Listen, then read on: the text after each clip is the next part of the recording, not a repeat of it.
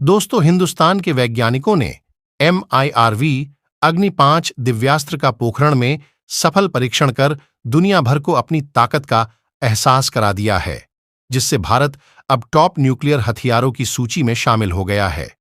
भारत ने 11 मार्च को multiple independently targetable re-entry vehicle MIRV technology के साथ अग्नि 5 मिसाइल का कामयाबी के साथ टेस्ट कर लिया है, लेकिन भारत की इस कामयाबी ने अमेरिका और चाइना के टॉप वैज्ञानिकों को आग बबूला कर दिया है। दोस्तों, भारतीय वैज्ञानिकों के इस सफल परीक्षण करने पर इस वीडियो को लाइक, चैनल को सब्सक्राइब अवश्य कर लें। और तो और, पाकिस्तान के हथियार भंडार को खत्म कर सकता है भारत का न्यूक्लियर वेपन।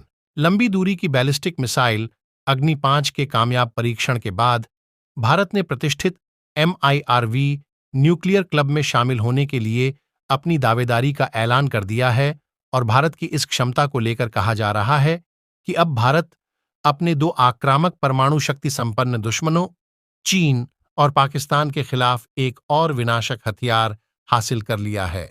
भारत अब MIRV टेक्नोलॉजी वाले देशों के विशिष्ट समूह में शामिल हो गया है, जो चीन की मौजूदा डिफेंस रणनीतियों को फेल कर देगा।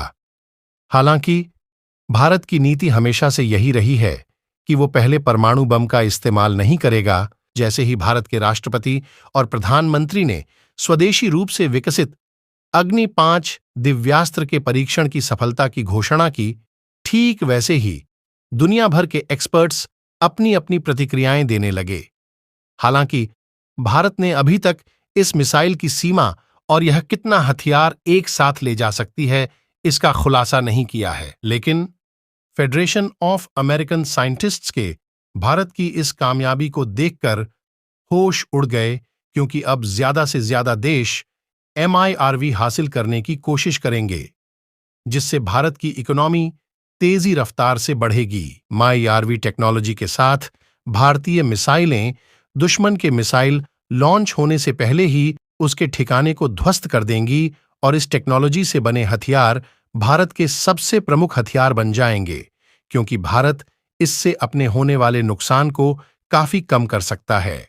इसके अलावा भारत के नीति निर्माता युद्ध की संभावित परिस्थितियों में पाकिस्तान के हथियार भंडार को पहले ही निष्क्रिय कर देंगे। अमेरिका समझ गया है कि भारत तेजी से बनाएगा परमाणु हथियार।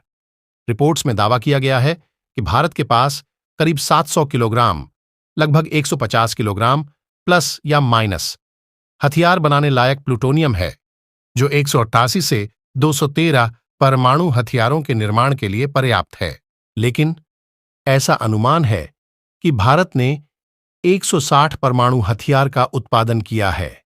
वर्तमान में विकसित की जा रही नई मिसाइलों को हथियारों से लैस करने के लिए भारत को ज्यादा से ज्यादा परमाणु हथियारों की जरूरत होगी।